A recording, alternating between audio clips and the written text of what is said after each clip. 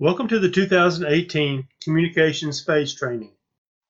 This training has been divided into 3 sessions. The first 2 will cover proper radio communications. In the last session, we will go over how to properly use the MDC. Let's get started by discussing proper communication procedures. This is the first segment in our phase training, and during this session, we will discuss Fire Mobile Radio Channels 1 and 2, miscellaneous procedures, and fill-ins. When you are away from your station on your apparatus and receive an emergency run, the dispatcher will sound an alert tone, calling the company number and advising the company of the type of an emergency. The dispatcher will then provide the address and other information regarding the emergency. Before communicating a message over the apparatus or portable radio, listen for any radio traffic before transmitting your message. Listen to make sure that other companies are not trying to communicate with one another or with 660. Once there is an opening, you are free to key the mic and deliver your message. To transmit a message over the radio, press and hold the push-to-talk button, pause for a second, identify yourselves, and then proceed with your transmission. Once you have completed your message, continue to hold down the press to talk button for at least 1 second beyond the completion of your message. If you need to communicate a message to 660, wait for the acknowledgement of the dispatcher before giving your message. Waiting for acknowledgement of the receiver applies to all verbal communications, with the exceptions of getting en route, reporting on location, or when clearing from a scene. If you are on the air and assigned an emergency run, companies are not to wait on fire dispatch to check response. You are to verbally acknowledge to 660 that you have received the run and are en route. Once an emergency run has been dispatched, it's the responsibility of the MDC operator to initiate the status change by pressing en route. The operator must monitor the MDC to make sure that the status has been updated. Once you have arrived on location at the scene, the operator of the MDC must press the At Scene button and confirm that the system has updated. If the MDC fails to update the status, notify fire dispatch and they will manually update the status for you. Whenever you are responding to an incident, all companies are to give a verbal response. The response will include the apparatus who is responding and the address they are responding to. Since Channel 1 is recorded, this provides additional proof that your company responded to the incident. Due to recent events where firefighters' lives have been placed in jeopardy, all companies are to assume a staging position until the arrival of police when responding to shootings, stabbings, aggravated assaults, and mental health calls. Once you have taken a staging position, let 660 know of the location. You can also add a comment to the run through the MDC, which will notify the police of where you are staging. When you have completed your assignment and are ready to clear from an incident, press the clear key on the MDC. Make sure that your status changes from on location to clear. When you are clearing from an incident, it is not necessary to verbally announce it over the radio, unless your MDC will not clear you after several attempts. If your MDC fails to make the updates, make sure that the bar in the upper right-hand corner of the screen is green. That indicates that you are connected to the system. If the bar is red, it means that you are not connected to the network. Therefore, you cannot receive or send any messages through your MDC. You'll have to notify 660 of your situation, and they will update your statuses for you. Oftentimes, rebooting the MDC will help reestablish connection to the server. Just let fire dispatch know when you are rebooting your MDC. If a run should come in while your system is rebooting, 660 will have to dispatch you manually, so you will have to write down all the information pertaining to the run. Once your MDC has rebooted and you log in as your engine company, the run you are responding to will show up on the screen with your current status. Also, let 660 know when your system is back up. Now let's go over some operational procedures for Channel 2.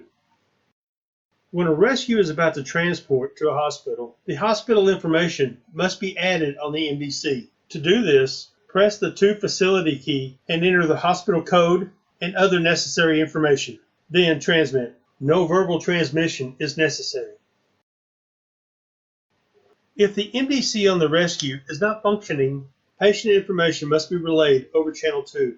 This is necessary because the hospital destination is reported to Vitel and also recorded by fire dispatch.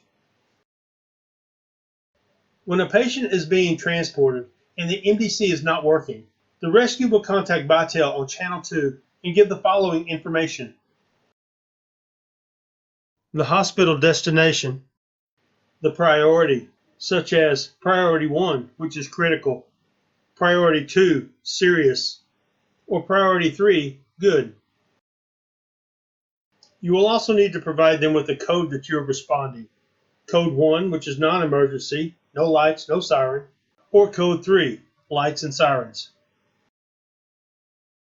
You will also need to provide the hospital with an ETA if you are responding Priority 1 or Priority 2. When a rescue is ready to clear from the hospital, make sure that the EPCR run is complete and closed. You must be ready and prepared to receive a run upon hitting the clear key. If at any time you are experiencing difficulty in trying to complete or clear a run, contact the EMS supervisor for assistance. If you have responded to a complicated incident and require more time to complete the form, just let fire dispatch know that it's going to take a little longer than normal to clear from the hospital. Now let's go over some miscellaneous procedures. Whenever you have a non-emergency request for Encore, Atmos, Animal Control, Courtesy Patrol, or any city services, just use the MDC to send a message to fire dispatch. On occasion, there are comments added to the run that we are responding to. These comments may provide additional information, such as wires down or a gas line cut. However, do not request other agencies prior to arriving on location and assessing the scene for yourself.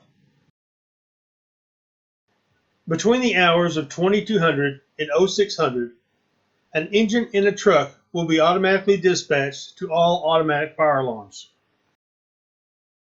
During all of the times, an engine company will be sent to investigate. If the alarm company calls back and states that this is a false alarm, the company that has been dispatched to the automatic fire alarm will be disregarded. Companies no longer need to report that they are on portable or on the air. Normally this is done when we are doing show and tells or inspections. Company officers must make sure that at least one member is monitoring the apparatus radio or portable radio at all times. In the past, company officers would order wreckers to motor vehicle accidents. Wrecker drivers were arriving at the scene but were unable to hook up to the vehicles because the police had not shown up yet. Wrecker services were complaining because they have to wait on scene for such a long time to wait for the police, when they could have been utilized at other accidents. Therefore, we are no longer supposed to order wreckers at any major accident. So from now on, either DPD or DSO will make requests for wreckers. Remember, if you are on location at an incident and away from your apparatus, if at that time you realize that you failed to get on location, notify fire dispatch and they can perform any function on the MDC that you request. If you are en route to an emergency call and come across another emergency, the company officer shall notify 660 of the second emergency. Provide dispatch with the location and the type of emergency that you're responding to. But do not hit the At Scene button. The dispatcher will add another company to the original run. On your MDC, your status will change from assigned or en route to clear. The dispatcher is in the process of generating another run to the second emergency. Once assigned to the new emergency, fire dispatch will update your status to At Scene. If you need to report a traffic accident, contact the dispatcher, wait for acknowledgement from the dispatcher, and then let them know if it's a major or minor accident, or if fire department equipment is involved. The police will not respond to minor accidents unless the accident is blocking traffic or if DFR equipment is involved. There are times when companies have to report to the drill tower for training. Upon completion of the training, all companies are to clear as they are leaving the drill tower. Do not wait until you arrive in your first alarm district. If you need to go out of service for any reason other than mechanical reasons, companies should request permission from the dispatcher.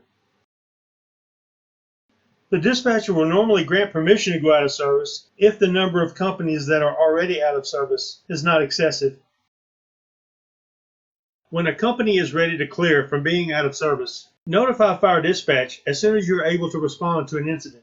Once again, we are not to wait until we arrive in our first alarm district.